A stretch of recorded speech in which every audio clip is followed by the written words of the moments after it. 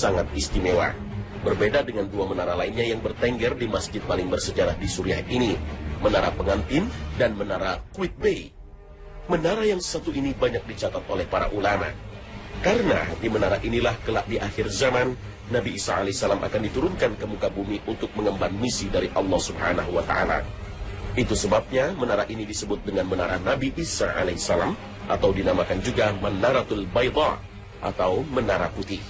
Sesuai dengan sabda Nabi SAW bahwa tempat turunnya Nabi Isa alaihissalam di akhir zaman adalah Menara Putih di sebelah timur Damaskus. Di Masjid Umawi Damaskus ini pula dimakamkan jasad Nabi Yahya alaihissalam. Nabi yang diutus Allah dan disebutkan dalam Al-Quran tak pernah terpisah dengan kisah-kisah Nabi Isa alaihissalam.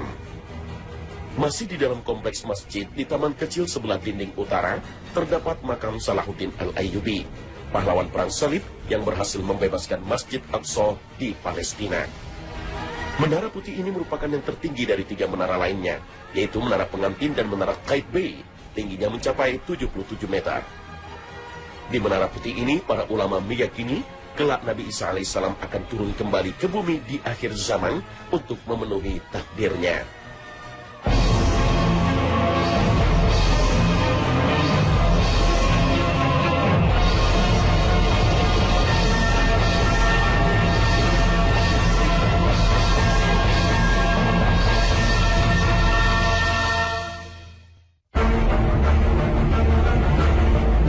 Assalamualaikum warahmatullahi wabarakatuh. Keyakinan tentang turunnya Nabi Isa alaihissalam merupakan konsekuensi dari iman kepada yang gaib. Dan turunnya Nabi Isa jelas merupakan peristiwa gaib bagi manusia.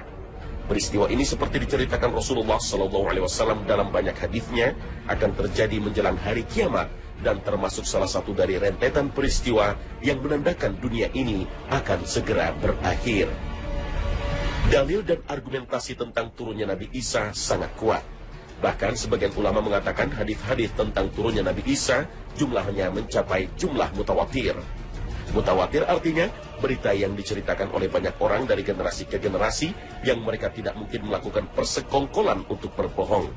Sedangkan di dalam Al-Quran juga terdapat beberapa ayat yang mengisyaratkan akan kembalinya Nabi Isa di akhir zaman. Di antaranya adalah firman Allah Ta'ala dalam surat Az-Zukhruf ayat 61. Dan sesungguhnya Isa itu benar-benar memberikan pengetahuan tentang hari kiamat. Karena itu janganlah kamu ragu-ragu tentang kiamat itu, dan ikutilah aku. Inilah jalan yang lurus. Al-Quran surah Az-Zukhruf ayat 61. Ayat ini dan beberapa ayat sebelumnya berbicara tentang Nabi Isa, dan bahwa Nabi Isa memberikan pengetahuan tentang hari kiamat. Jika ditinjau dari versi qiraat lain, juga menegaskan akan tanda-tanda hari kiamat. Jika memang Nabi Isa alaihissalam akan diturunkan ke muka bumi, apakah ini artinya bahwa Nabi Isa dihidupkan kembali oleh Allah, lalu diturunkan ke bumi? Atau apakah sebenarnya memang Nabi Isa alaihissalam hingga saat ini masih hidup atau belum meninggal? Di dalam Al-Quran, Allah juga menjelaskan bahwa Nabi Isa tidaklah dibunuh. Bahkan beliau belum wafat sama sekali. Nabi Isa alaihissalam diselamatkan oleh Allah dari orang-orang yang ingin berbuat buruk kepadanya dengan diangkat jasad dan ruhnya ke langit. Adapun orang yang mereka bunuh dan mereka salib bukanlah Nabi Isa alaihissalam, akan tetapi salah satu sahabat Nabi Isa yang diserupakan wajahnya dengan Nabi Isa alaihissalam. Allah berfirman, dan karena ucapan mereka, sesungguhnya kami telah membunuh Al-Masih Isa putra Maryam Rasul Allah. Padahal mereka tidak membunuhnya dan tidak pula menyalibnya. Tetapi yang mereka bunuh ialah orang yang diserupakan dengan Isa bagi mereka. Sesungguhnya orang-orang yang berselisih paham tentang pembunuhan Isa benar-benar dalam keraguan-raguan tentang yang dibunuh itu. Mereka tidak mempunyai keyakinan tentang siapa yang dibunuh itu, kecuali mengikuti persangkaan belaka. Mereka tidak pula yakin bahwa yang mereka bunuh itu adalah Isa. Tetapi yang sebenarnya Allah telah mengangkat Isa kepadanya, dan adalah Allah Maha Perkasa lagi Maha Bijaksana. Al-Quran Surah An-Nisa ayat 157 hingga 158. Ayat ini menjelaskan kepada kita bahwa Nabi Isa alaihissalam belum wafat. Beliau hanya diangkat ke langit dan kelak di akhir zaman akan Allah turunkan kembali ke muka bumi yang juga menjadi tanda semakin dekatnya hari kiamat. Cerita pengangkatan Nabi Isa dan penyerupaan seorang pemuda dengan dirinya juga disebutkan oleh Imam Ibnu Katsir dari riwayat Ibnu Abbas radhiyallahu anhu dengan sanad yang sahih yang sesuai dengan syarat Imam Muslim. Karena Nabi Isa belum mati, sedangkan setiap yang hidup pasti merasakan mati, oleh karena itu kelak menjelang kiamat kubra, Nabi Isa pasti akan diturunkan kembali ke atas bumi ini untuk memenuhi takdirnya sebagai manusia biasa. Beliau akan menikah dan meninggal dunia dan kelak dikuburkan berdekatan dengan pusara Nabi SAW. Takdirnya sebagai manusia ini juga ditegaskan Imam Al-Qurtubi dalam kitab At-Tazkirah, bahwa sesungguhnya kelak Nabi Isa akan menikah dengan seorang wanita dari keluarga bangsa Arab. Lalu kemudian memiliki 2 orang putra yang diberi nama Muhammad dan Musa. Inilah salah satu sebab hikmah dan tujuan diturunkannya kembali Nabi Isa. Selain dari hikmah lainnya, seperti untuk menegakkan keadilan dan menegakkan tauhid.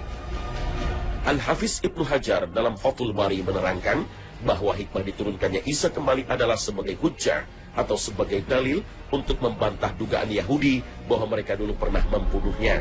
Sehingga dengan munculnya Nabi Isa kembali akan membuat mereka tidak bisa mengelak dari dugaan dan kebohongan mereka. Setelah diturunkan ke muka bumi, kelak sebelum beliau benar-benar wafat, ahli kitab akan beriman kepada beliau, yang juga berarti beriman kepada risalah Nabi Muhammad SAW. Karena pada hakikatnya, risalah para nabi adalah satu dan dari sumber yang satu. Inilah tafsir yang dikemukakan oleh Imam Ibnu Jarir dan dikuatkan oleh banyak ulama ketika membahas surat An-Nisa ayat 159. Tidak ada seorang pun dari ahli kitab kecuali akan beriman kepadanya Isa sebelum kematiannya, dan di hari kiamat nanti Isa itu akan menjadi saksi terhadap mereka.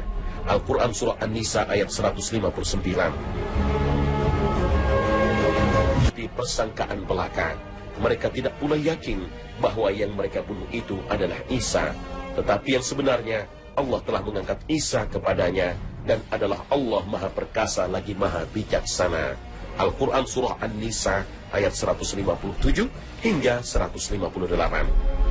Ayat ini menjelaskan kepada kita bahwa Nabi Isa alaihissalam belum wafat. Beliau hanya diangkat ke langit dan kelak di akhir zaman akan Allah turunkan kembali ke muka bumi, yang juga menjadi tanda semakin dekatnya hari kiamat. Cerita pengangkatan Nabi Isa dan penyerupaan seorang pemuda dengan dirinya juga disebutkan oleh Imam Ibnu Katsir dari riwayat Ibnu Abbas radhiyallahu anhu dengan sanad yang sahih yang sesuai dengan syarat Imam Muslim. Karena Nabi Isa belum mati, sedangkan setiap yang hidup pasti merasakan mati, oleh karena itu kelak menjelang kiamat kubra, Nabi Isa pasti akan diturunkan kembali ke atas bumi ini untuk memenuhi takdirnya sebagai manusia biasa. Beliau akan menikah dan meninggal dunia dan kelak dikuburkan berdekatan dengan pusara Nabi SAW. Takdirnya sebagai manusia ini juga ditegaskan Imam Al-Qurtubi dalam kitab At-Tazkirah, bahwa sesungguhnya kelak Nabi Isa akan menikah dengan seorang wanita dari keluarga bangsa Arab. Lalu kemudian memiliki 2 orang putra yang diberi nama Muhammad dan Musa. Inilah salah satu sebab hikmah dan tujuan diturunkannya kembali Nabi Isa. Selain dari hikmah lainnya, seperti untuk menegakkan keadilan dan menegakkan tauhid. Al-Hafiz Ibnu Hajar dalam Fathul Bari menerangkan bahwa hikmah diturunkannya Isa kembali adalah sebagai hujjah atau sebagai dalil untuk membantah dugaan Yahudi bahwa mereka dulu pernah membunuhnya. Sehingga dengan munculnya Nabi Isa kembali akan membuat mereka tidak bisa mengelak dari dugaan dan kebohongan mereka. Setelah diturunkan ke muka bumi, kelak sebelum beliau benar-benar wafat, ahli kitab akan beriman kepada beliau, yang juga berarti beriman kepada risalah Nabi Muhammad SAW. Karena pada hakikatnya, risalah para nabi adalah satu dan dari sumber yang satu. Inilah tafsir yang dikemukakan oleh Imam Ibnu Jarir dan dikuatkan oleh banyak ulama ketika membahas surat An-Nisa